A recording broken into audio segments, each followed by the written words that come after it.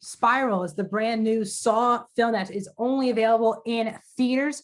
The film stars Chris Rock, Samuel L. Jackson, and Max Minghella, and tells a story about working in the shadow of esteemed police veteran, brash detective Zeke Banks, played by Croc, and his rookie partner, played by Minghella, take charge of a grisly investigation into murders that are eerily reminiscent of the city's gruesome past. Unwillingly entrapped in a deepening mystery, Zeke finds himself as the center of the killer's morbid game. The film is an hour and 40 minutes and is rated R. Welcome back to a brand new review here on Max. My third movie of the day, and it is Spiral, the highly anticipated Saw film, part of a very highly touted franchise. Before I end my thoughts on Spiral, non-spoiler fashion, please give a thumbs up button, guys. It's the best way to support this channel. Also, please comment down below your thoughts of this film. Tell me if you've seen this in theaters. Let me know your ranking. Is this your favorite Saw film, your least favorite Saw film? Tell me, do you want to see another film maybe with these characters? Let me know in the comment section down below. If you have not seen the film, tell me, will you check this one out in theaters this weekend? Only available in theaters, guys. Very similar to my Wrath of Man review last week. This film is only available in theaters. So if you want to check this one out very soon, you can have to see it at a Cineplex in a movie theater. Also, please subscribe, ring the bell if you're new to the channel. I do movie reviews like these, TV show reviews, and movie rankings. Now, without further ado, let's get into my rankings. So I was very nervous about this film, heading in, not a big Saw franchise film. I've only seen the first one. So I'm coming to this pretty blindly for a 9th film in the franchise. I'm not really following this franchise at all. So I'm coming to this thing pretty blindly. And I was nervous because Chris Rock, who's a total comedic actor, is going down the serious horror type lead role here. He is the executive producer. So I was quite nervous if he would work. Let's get in my pause with the film. The first 20 to 30 minutes of the film, I was actually into the movie. The opening scene is really gruesome, really brutal, and it's hard not to look away at what's going on in the opening scene. Now, yes, it's an exposition dump.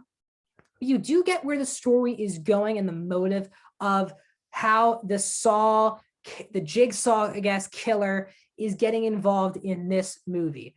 You get the connection, you get how it relates to Chris Rock's character. It's a pretty easy to follow story for the first 2 acts of the film. Now, at times, yes, you know exactly where it's going. We also get Chris Rock's side. His character is easily the most fleshed out character, really the only fleshed out character in the entire film. And now, while Chris Rock really works in the first 20 minutes of the film, that's because he's doing a lot of comedy in the first 20 minutes. Once more killings start to happen, the more serious of his performance it becomes, and the comedy just goes away. And that's where his performance definitely falls a little bit apart towards the end of the movie, where I didn't really buy him as this dramatic or horrifying actor at all. But for the first, I would say 20-25 minutes, I was in. I liked him, Chris Rock. Samuel Jackson, when he's in the movie, is fun to watch. Again, he's always fun to watch. He's just playing Chris Rock's dad. He was the chief of the police force, and it's a lot of pressure, and no one really likes Chris Rock because of that and because of something else that you'll learn while you're watching the film.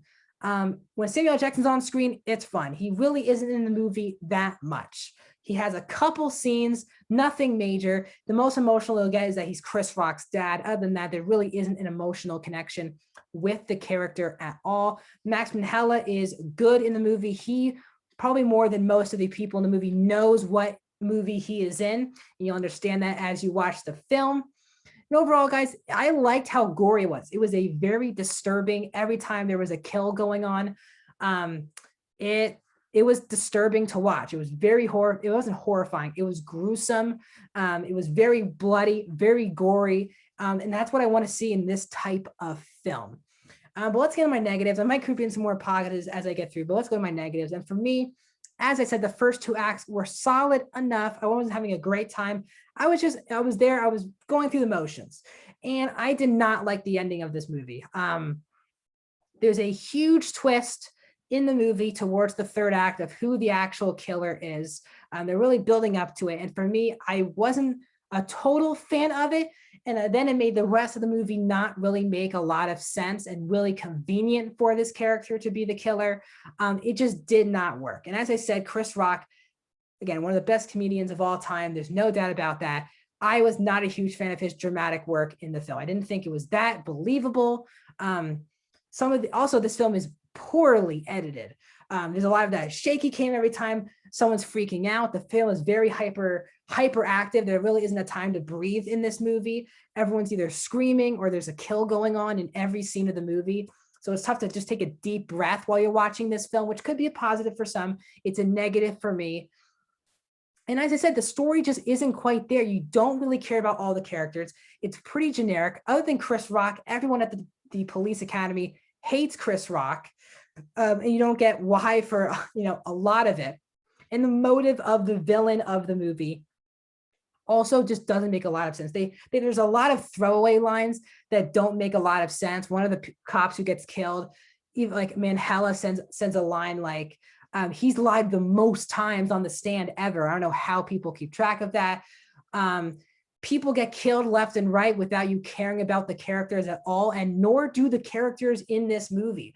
A pretty important cop is the first cop that is killed in the movie. And a lot of the characters just brush it off and start joking around when you're at the station, even though a pretty important cop just died. The surveillance in the movie is terrible. We're day and age where surveillance and technology is at a very high level. This movie does not feel like it was made in 2021 with the level of surveillance in the film. And it's just like in more horror movies. And again, I don't really want to call this a horror movie. The movie is not scary at all. The best it gets to scary, or the closest it gets to a horror movie, are of course jump scares, because they keep repeating the same jump scares over and over again. It's never scary. You see it coming a mile away. So the film is more gruesome and gory than it is actually a horror movie. It wasn't scary for me. I didn't hear people. I watched this again in theaters, in an IMAX theater with my friend, and we were watching it and we weren't scared at all throughout the entire film. People behind us were enjoying themselves, but for us, we weren't really scared at all. And again, the plot just didn't make a lot of sense. Now, maybe it's because I don't get the small details and maybe the film feels like a Saw film. I've only seen the first Saw. That's my disadvantage with the film. But for me, I wanted a scary film more than just a gruesome film. And I wanted this story, which was really building up quite nicely to a possible big third act. And I was bored of the third act. And then the film just ends. I was like, it isn't a satisfying ending at all. So overall, I'm not disappointed, but I knew this was going to happen. I did not enjoy this movie. I've seen some people give this a fresh review.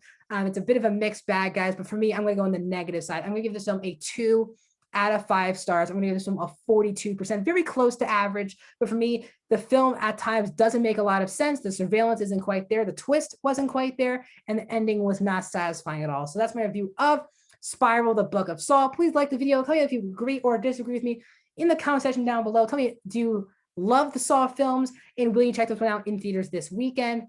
Thank you guys for watching my 4 reviews today. I'll see you guys soon.